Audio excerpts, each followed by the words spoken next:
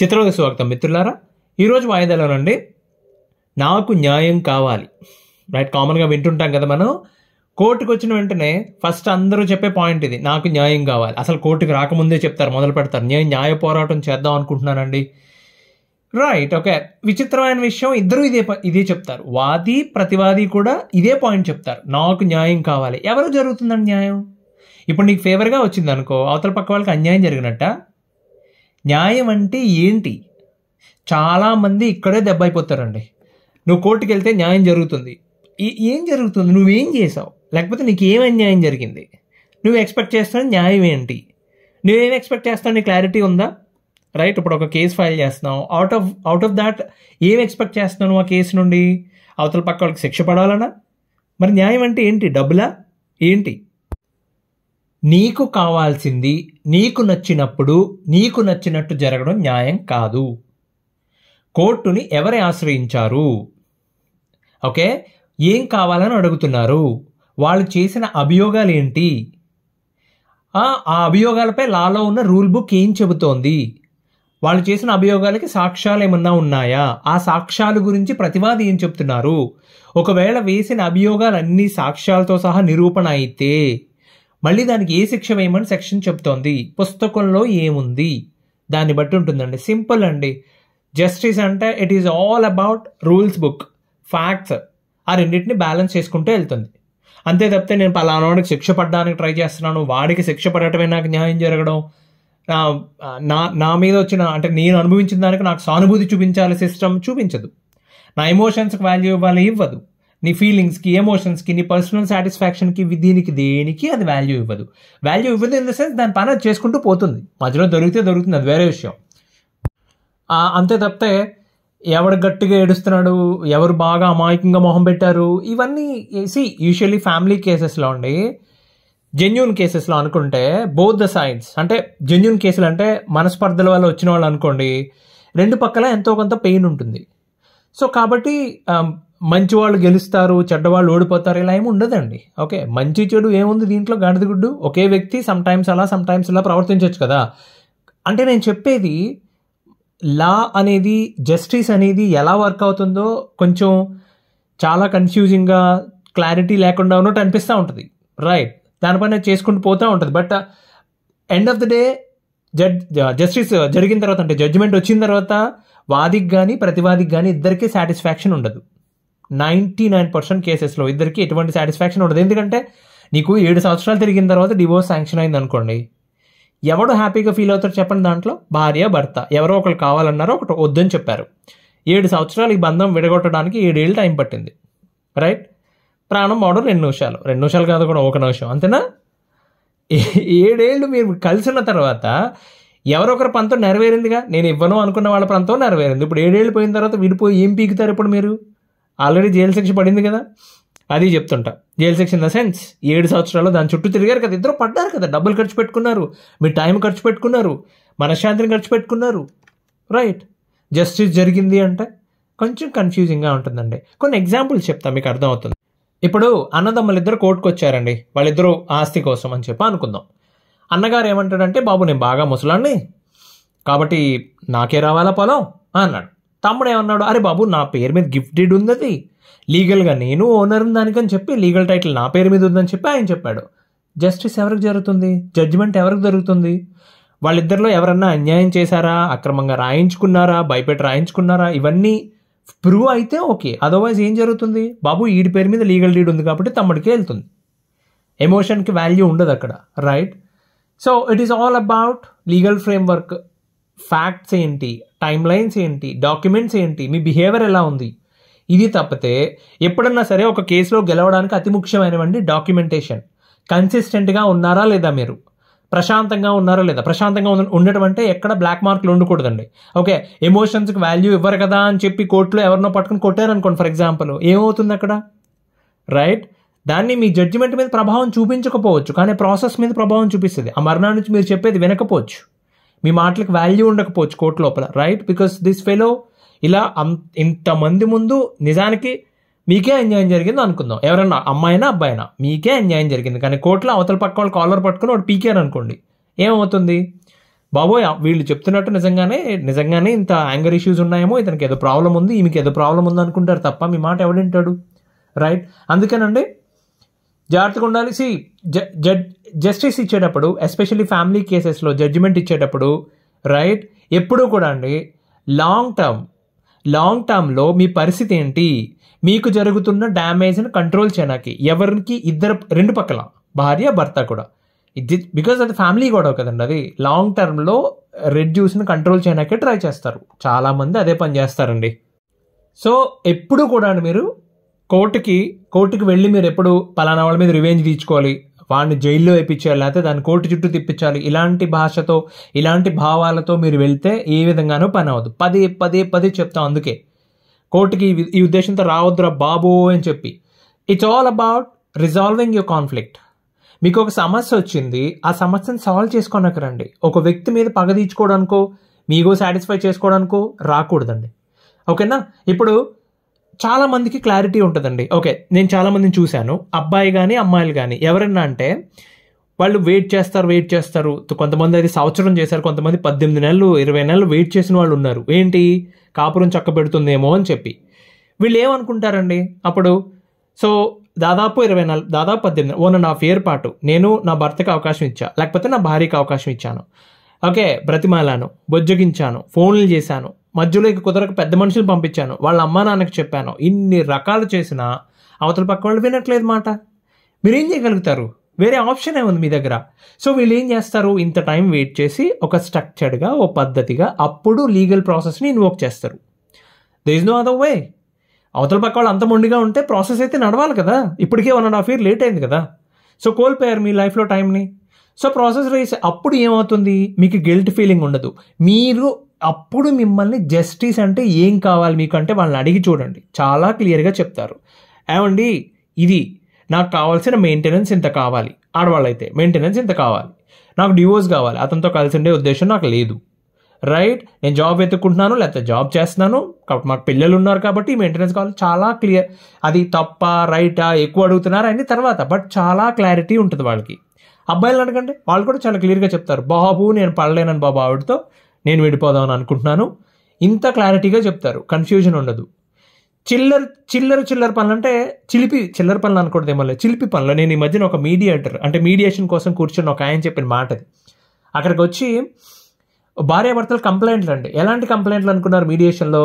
ఒక వైఫ్ తన భర్త గురించి ఏం చెప్తుందంటే, మా ఆయనకి పెళ్ళైనప్పటి నుంచి చూస్తున్నాను నేను, దోశలు వేసి పెడితే, ఆనియన్ దోశ ఉంటుంది కదా, దోశ వేసి పెడితే అండి, ఇది అండర్ కన్స్ట్రక్షన్ దోశ అని వెటకారం ఆడతాడట ఆయన. అంటే ఆయన ఏమంటాడు, ఏమండి అది ఎప్పుడు చూసినా ఆ మూలో ఈ మూలో సగం ఇరిగిపోయి ఉంటుందండి, ఎప్పుడు కంప్లీట్గా దోశ అందంగా వేసి పెట్టలేదు మరి, అందుకే అంటాడు. నేనేం చేయనురా, ఈ మీడియేటర్ ఏం చేస్తానండి దానికి?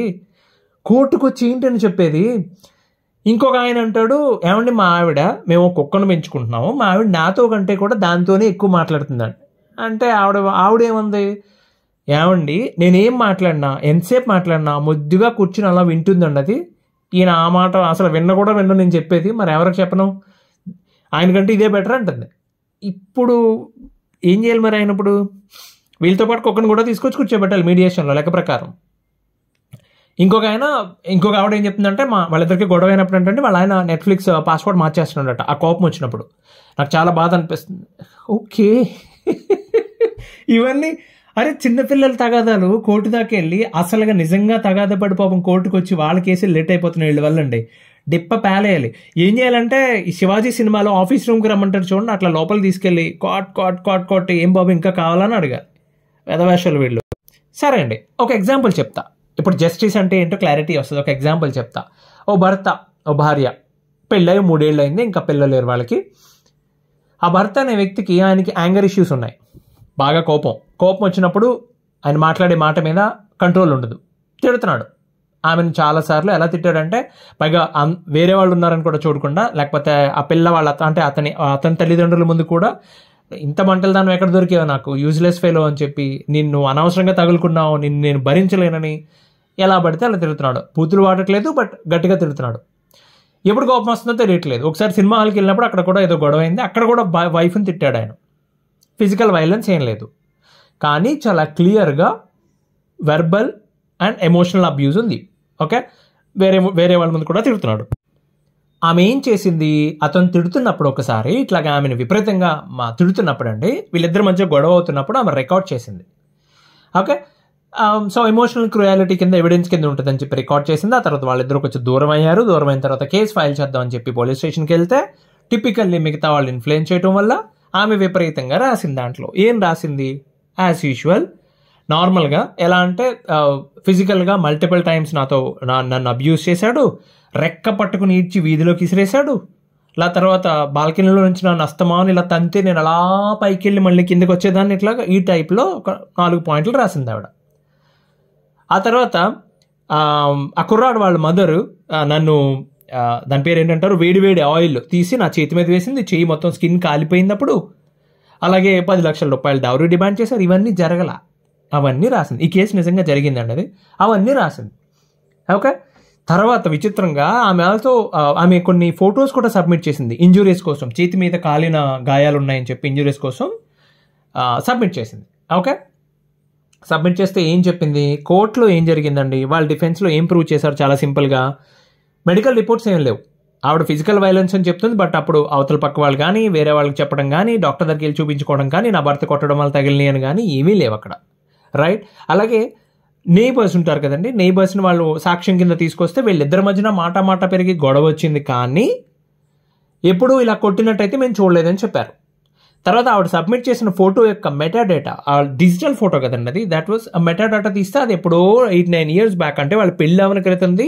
ఆమె ఏదో యాక్సిడెంటల్గా చేతి మీద ఆయిల్ పడి చేతులు కాలిపోయిన ఫోటో అది. ఆ ఫోటో ఇప్పుడు సబ్మిట్ చేసింది ఆవిడ. ఓకే, సో అలాగే ఇంకొక ముఖ్యమైనది ఏంటంటే అండి, వాళ్ళిద్దరి మధ్యన వాట్సాప్ కాన్వర్జేషన్లో నేను చాలా లక్కీ తెలుసా, నువ్వు ఏ కట్నం తీసుకోలేదని ఆమె ఎక్కడో అడ్మిట్ అయింది పొరపాటున. దెన్ అవి కూడా సబ్మిట్ చేశారు కోర్టులో. కోర్టు ఏం చెప్పింది, చాలా సింపుల్గా ఆవిడ ఆడియో కూడా సబ్మిట్ చేసింది, అతను తిడుతున్న ఆడియో కూడా సబ్మిట్ చేసింది. ఆ అబ్బాయి ఒప్పుకున్నాడు, yes I have some anger issues, నేను తిట్టాను, ఆ అమ్మాయి కూడా తిట్టింది, కానీ నేను కొంచెం గట్టిగా తిట్టాను, తప్పు నాదే, I will control my self చెప్పాడు. కోర్టు ఏం చెప్పింది తెలుసా అండి, ఎమోషనల్ అబ్యూస్ జరిగింది కరెక్టే, ఆడియో విన్నాం మేము, ఆడియోలో ఉన్న తన మాట అని తను ఒప్పుకున్నాడు కూడా. బట్ మీరు వేసిన మేజర్ అలిగేషన్స్ ఏవైతే ఉన్నాయో, ఫిజికల్ వైలెన్స్ అని చెప్పి, డౌరీ అని చెప్పి, ఇవన్నీ ఫ్యాబ్రికేటెడ్. ఆ ఆయిల్ వేసి చేయి కాలిపోయిందని చెప్పి, రైట్, ఇదంతా ఫ్యాబ్రికేటెడ్ అని తెలిసింది. కాబట్టి ఏమవుతుంది, క్రెడిబిలిటీ కోల్పోయారు వాళ్ళు. క్రెడిబిలిటీ కోల్పోవడం వల్ల ఆ కేసు డిస్మిస్ అయిపోయిందండి. బెనిఫిట్ ఆఫ్ డౌట్ ఇచ్చి ఆ కేసు కొట్టేశారు. సో ఇప్పుడు ఒకటి చెప్పండి నాకు, ఆమె పట్ల దారుణంగా ప్రవర్తించాడా లేదా? సమ్ టైమ్స్ నలుగురిలో ఉన్నప్పుడు తిట్టడం తప్పే కదండి, మరి బయటకు ఎక్కడికో వెళ్ళినప్పుడు అలా తిట్టడం, వైఫ్ని తిట్టాడు. సఫర్ అయిందా లేదా ఆవిడ? ఎస్, సఫర్ అయింది. బట్ ఆమెకి జస్టిస్ దొరికిందా? అదే అడుగుతున్నా, ఆమెకి ఎందుకు జస్టిస్ దొరుకుతుంది ఈ విషయంలో? అదేంటి సార్, సఫర్ అయింది కదా అని చెప్తే, మరి ఆవిడ కంప్లైంట్లో ఏం రాసింది? ఇప్పుడు మీది ఇదే క్వశ్చన్ ఆ అబ్బాయి యొక్క అడ్వకేట్ని అడిగితే ఆయన ఏం చెప్తాడు, ఏమండి నా క్లయింట్ మీద ఫాల్స్ అలిగేషన్స్ వేశారు, ఫాల్స్ అని ప్రూవ్ చేసాం మేము, అది రైట్, మా ఆవిడకి జస్టిస్ దొరికిందని చెప్పారు, రైట్. మరి అడగొచ్చు, ఏమండి మరి మేము మామూలుగా నిజం చెప్దామని వెళ్తే ఎవడు తీసుకోవట్లేదు, దాని నిండా అబద్ధాలు రాస్తున్నారు, కంప్లైంట్ ఇచ్చినప్పుడు భర్త మీద రాసినప్పుడు కానీ భార్య కౌంటర్ ఇచ్చినప్పుడు కానీ అబద్ధాలు రాస్తున్నారు దాంట్లో అని చెప్తే, నేనేమంటా అంటే అండి, అబద్ధాలు రాయొచ్చు, శృతి మించకూడదు, రైట్. ఎప్పుడో ఒకసారి చేసుకున్నాను అంటాం వేరుని, రోజు నాకు ఏమో డిప్ప మీద కొట్టేవాడు, మాట్లాడితే డిప్ప మీద కొట్టేవాడు, మంచినీళ్ళు గ్లాస్ ఇచ్చుకుని నెత్తి మీద మొట్టేసేవాడు, అంటే ఇలాంటి ఎన్ని రకాలు ఇంతలా రాసేస్తే, ఎక్స్ట్రీమ్గా రాసేస్తే మీరు ఏమవుతుందండి? ఇప్పుడు ప్రాబ్లం ఏమవుతుంది చెప్తానండి. మీరు కోర్టుకు సబ్మిట్ చేసినప్పుడు 9 నిజాల్ని ఒక అబద్ధంతో కలిసి కేసు ఫైల్ చేశారు అనుకుందాం. మీరు 9 నిజాలని చెప్పి ప్రూవ్ చేయాలి, అవతల పక్క వాళ్ళు ఆ ఒక్కటే అబద్ధం ప్రూవ్ చేస్తే సరిపోతుంది, రైట్. ఓకే, సో వాళ్ళకి ఏమవుతుంది, ఒకటి అబద్ధం కాబట్టి మిగతా 9 కూడా మీ దగ్గర ఆధారాలు లేకపోతే అవి నిజమై ఉండొచ్చు, అబద్ధం కూడా ఉండొచ్చు, బెనిఫిట్ ఆఫ్ డౌట్ ఇచ్చేస్తారు ఆటోమేటిక్గా. కాబట్టి జాగ్రత్తగా ఉండండి ఈ విషయంలో. ఇప్పుడు ఎలా జరిగింది, సేమ్ అండి, ఎలా జరిగిందంటే తర్వాత నాకు న్యాయం జరగలేదంటే మనం ఏం చేసాం వెనక్కి వెళ్ళి చూసుకోవాలి కదా. మళ్ళీ చాలామంది కోపం వచ్చేస్తుంది ఇలా అంటుంటేసి, నేను అందరినీ అనట్లేదండి, ఇలా చేసిన వాళ్ళని, ఫాల్స్గా రాసిన వాళ్ళని మీకు ఎందుకు అనుకూలంగా రావట్లేదు రీజనింగ్ ఇస్తున్నాను నేను. Try to understand that. Okay, ఇంకొకటి చూద్దాం, ఇంకొక ఎగ్జాంపుల్ చూద్దాం. వైఫ్ అండ్ హస్బెండ్ ఇద్దరు పెళ్ళయింది, పెళ్ళై 6 ఏళ్ళు అవుతుంది, ఒక పాప కూడా ఉంది. Okay, so all of a sudden ఇందులో హస్బెండ్ ఏంటంటే, పాప పుట్టినప్పటి నుంచి ఇందులో హస్బెండ్ ఏంటంటే, పాప పుట్టినప్పటి నుంచి ఆయన కొంచెం ఎందుకో ఆవిడ నుంచి దూరంగా ఉంటున్నారు, కంప్లీట్గా అవాయిడ్ చేస్తున్నారు, ఇంటికి లేట్గా వస్తున్నారు, ఆవిడతో మాట్లాడడం కూడా మానేశారు, సరిగ్గా మాట్లాడట్లా ఏదైనా పని ఉంటే తప్ప. ఓకే, తర్వాత ఈ మధ్యన అమ్మాయి జాబ్ చేస్తుంది, ఈ మధ్యన డబ్బులు ఇవ్వడం కూడా మానేశారు. సో ఇంటి ఖర్చులకు కానీ పాప గురించి కానీ డబ్బులు ఇవ్వడం మానేసి, నువ్వు కూడా జాబ్ చేస్తున్నావు కదా, do not expect anything from మీ అని చాలా సింపుల్గా చెప్పాడు. నాకు బోల్డ్ అండ్ రెస్పాన్సిబిలిటీస్ ఉన్నాయి, do not expect anything from మీ, నీ డబ్బులు నీకు వస్తున్నాయి కదా, నువ్వు ఖర్చు పెట్టుకో అన్నాడు. సో ఎన్నాళ్ళు ఉంటారు అట్లాగా చెప్పండి, ఎన్నాళ్ళు ఉంటారు? 1 రోజు, 2 రోజులు, 3 రోజులు, 4 వారాలు, 2 నెలలు, తర్వాత so it's just a kind of a cold neglect. Okay, so దీంట్లో ఫిజికల్ వైలెన్స్ లేదు. ఓకే, సో లేకపోతే వెర్బల్ వైలెన్స్ కానీ అబ్యూస్ కానీ లేదు, డౌరీ హెరాస్మెంట్ లేదు, పేరెంట్స్ అంటే ఇన్లాస్ వాళ్ళ ఇంటర్ఫిరెన్స్ లేదు మధ్యలో. కానీ ఎన్నాళ్ళు కలిసి ఉంటుంది? కలిసి ఉండలేక ఈవిడ పుట్టింటికి వెళ్ళిపోయి ఈవిడ ఏం అడిగిందంటే అండి, ఈవిడ డివోర్స్ అడగలేదు, 498 వేయలేదు, డీవీసీ వేయలేదు, ఆవిడ ఏం ఫైల్ చేసిందంటే అండి, మెయింటెనెన్స్ వేసింది, తనకి తన పాపకి చైల్డ్ కస్టడీ కావాలని అడిగింది. ఓకే, సో ఈ రెండు అడిగింది ఆవిడ. జ్యుడిషియల్ సపరేషన్ కూడా ఎవరో సజెస్ట్ చేశారు, జ్యుడిషియల్ సపరేషన్ అంటే అండి, it's not a divorce, like లీగల్గా వైఫ్ అండ్ హస్బెండే కానీ సపరేట్గా ఉండడానికి అలౌ చేస్తుంది కోర్టు అన్నట్టు, ఇంకా కలిసి ఉండాల్సిన అవసరం లేదు. ఓకే, ఏమైంది కోర్టుకి వెళ్ళిన తర్వాత అక్కడ ఆ హస్బెండ్ సైడ్ లాయర్ ఏం మొదలు పెట్టారు, ఏమండి ఇందులో డౌరీ హెరాస్మెంట్ అని కానీ, క్రైమ్ జరిగిందని కానీ, వైలెన్స్ జరిగిందని కానీ ఎక్కడా ఆవిడ మెన్షన్ చేయాల. ఓకే, ఆవిడ చదువుకుంది, ఆవిడ జాబ్ చేస్తోంది, నెల నెల ఇంత జీతం వస్తుంది, ఆమెకి ఎందుకు మెయింటెనెన్స్? 30,000 ఎంతో జీతం వస్తుంది, మెయింటెనెన్స్ ఎందుకు ఆవిడకి? Okay, so it's just a marital issue అండి, వైఫ్ అండ్ హస్బెండ్ మధ్య చిన్న సమస్యది అని చెప్పి చాలా ఈజీగా కొట్టిపారేశారు. బికాస్ ఆ హస్బెండ్కి ఆయనకి ఎవరో వేరే అమ్మాయితో పరిచయం అయింది, ఏదో జరిగింది అక్కడ. సో ఈమెమంటది, ఇదంతా ఎప్పుడు జరిగింది? 22 నెలలు కోర్టు చుట్టూ తిరిగిన తర్వాత మెయింటెనెన్స్ కేసు ఇంకా నడుస్తూనే ఉంది, చైల్డ్ కస్టడీ ఇంకా నడుస్తూనే ఉంది, రైట్? సో మ్యారేజ్ కోర్టు ఏం చెప్పిందంటే, మ్యారేజ్ కౌన్సిలింగ్ అంటే మీడియేషన్కి అటెండ్ అవ్వండి ఇద్దరు అని చెప్పింది. ఆవిడకి అర్థమైంది వైఫ్కి, బాబు నేను ఏదో ట్రాప్లో పడ్డాను, ఆయన నుంచి విడిపోయే ఉద్దేశం నాకు లేదు, జ్యుడిషియల్గానే సపరేషన్ కదా నేను అడిగాను, నా దారి నేను నా పిల్లని తీసుకుని పుట్టింట్లో ఉంటే సరిపోయేదాన్ని, కోర్టుకి ఎందుకు వచ్చాను రా బాబు అనిపించింది. బికాస్ కోర్టు తప్పేం లేదు అక్కడ, టైం పడుతుందండి, టైం పడుతుంది. ఆమె ఎక్కడ అబద్ధం చెప్పలేదు ఏ కేసులో కూడాని, బట్ అబద్ధం చెప్పకపోయినా సరే మరి ఇక్కడ జస్టిస్ జరిగిందా అని అడిగితే జస్టిస్ జరుగుతుందండి, అలా మెల్లిగా జరుగుతుంది. వాన ఎప్పుడు వస్తుందంటే చెప్పగలం, ఏంది మనం ప్రాణం ఎప్పుడు పోతుందంటే చెప్పగలమా? జస్టిస్ కూడా అంతే మెల్లిగా జరుగుతుంది దాన్ని. ఐమ్ నాట్ జోకింగ్ అండి. రీసెంట్గా ఒక కేసులో ఒక అమ్మాయి తను చనిపోయింది, డౌరీ హెరాస్మెంట్ అని చెప్పి. ఏం జరిగిందో, గృహహింస జరిగిందో దాంట్లో చనిపోయిందండి. ఆ చనిపోయే ముందు రోజు నైట్ ఇట్లా తన అత్తమామలతో గొడవ అవుతుందని, భర్త కొట్టాడని తల్లిదండ్రులు చెప్తే ఆ తల్లిదండ్రులు వెళ్ళారు, కూర్చున్నారు అక్కడే రాత్రి 12-1 గంట వరకు అక్కడే ఉన్నారు. వాళ్ళు ఉండి ఆవిడకి చెప్పి అని నచ్చజెప్పి జాగ్రత్తగా ఉండండి అని చెప్పి వాళ్ళ ఇంటికి వెళ్ళిపోయారు. పొద్దున్నే వార్త ఆవిడ చనిపోయిందని చెప్పి. ఆ కేసులో మొన్న జడ్జిమెంట్ వచ్చింది. భర్తకి ఐ థింక్ యావజ్జీవం వేశారు, భర్త తల్లిదండ్రులిద్దరికీ 7 years వేశారు జైలు శిక్ష. న్యాయం జరుగుతుందా అంటే జరిగింది కదండి. అదే చెప్తున్నా, అమ్మాయి ఏడ్చిందనో అమ్మాయి చనిపోయిందనో ఇదంతా కాదు, ఎవిడెన్స్ పక్కాగా ఉంది అక్కడ, వేస్తారు శిక్ష. ఎక్కువ టైం కూడా తీసుకోవాలా, చాలా స్లోగా మూవ్ అవుతుంది మన దగ్గర సిస్టమ్. ఓకే, ప్రతి దానికి ప్రూఫ్ అడుగుతారు, ఫ్యాక్ట్ ఏంటి, ప్రూఫ్ ఏంటి. ఓకే, సో అందుకే చాలామంది అంటారు నేను ఎమోషనల్గా నేను చాలా సిన్సియర్గా ఉన్నానండి, చాలా ఆనెస్ట్గా ఉన్నానండి అంటే, అయినా సరే నాకు న్యాయం జరగట్లేదని. See we don't care about your honesty buddy. Enough ground ఉందా లేదా, నువ్వు అడుగుతుంది ఏంటి, సెక్షన్లో ఏముంది, అక్కడ బుక్లో ఏముంది, దాన్ని బేస్ చేసుకుని మేము యాక్షన్ తీసుకుంటాం. ఓకే, సో కాబట్టి కేసులు వేసేటప్పుడు అండి, ఓకే, మీ ఫీలింగ్స్, మీ ఎమోషన్స్ ఎప్పుడు చెప్పుకునేదే మళ్ళీ. ఓకేనా, కాబట్టి ఇదన్నీ పక్కన పెట్టండి. మీ దగ్గర ఉన్న ఎవిడెన్స్ ఏంటి, జరిగిన ఫ్యాక్ట్ ఏంటి, మీ దగ్గర ఉన్న ఎవిడెన్స్ ఏంటి. ఓకే, ఈవెన్ మీరు కరెక్ట్గా ఉన్నా, కరెక్ట్గానే అన్నీ చేస్తూ ఉన్నా సరే మీ పేషెన్స్ టెస్ట్ చేయబడుతుంది. ఎందుకంటే system, nature of our Indian legal system, not just the legal system, Indian complete system అలా ఉంది, స్లోగా ఉంది. బికాజ్ ఇన్ని కోట్ల మంది, ఇన్ని కేసులు, వాళ్ళు మాత్రం ఎక్కడ చేస్తారండి, ఎన్ని చేస్తారండి? నేను చెప్పాను కదా, 180-190 కేసెస్ పర్ డే. అన్ని కేసెస్ చూస్తున్నప్పుడు వాళ్ళకి పిచ్చెక్కిపోద్ది, రైట్? సో ఓకే, మీరు ఏం ఆలోచించుకోవాలంటే అండి, కేసు వేసేటప్పుడు గెలవడం ఓడిపోవడం ఇవన్నీ కాదండి, ఎప్పుడు క్లోజ్ చేయడమా, ఎప్పుడు బయట పడిపోవడమా అని మాత్రం ఆలోచించుకోండి. ఆ గోల వదిలిపోవాలని కొబ్బరికాయ కూడా దండం పెట్టి మా దారిని మేము పోతాం బాబు అని చెప్పి ఆలోచించుకోండి. ఆ సమయం కోసం ఎదురు చూడండి. దానికోసమే మీ ప్రయత్నాలన్నీ ఉండాలి. ఏదో సాధించేద్దాం, ఏమీ సాధించలేరు. ఇంకో వాయిదాలు ఇంకో మంచి విషయంతో కలుద్దాం. అంతవరకు సెలవు. ధన్యవాదాలు.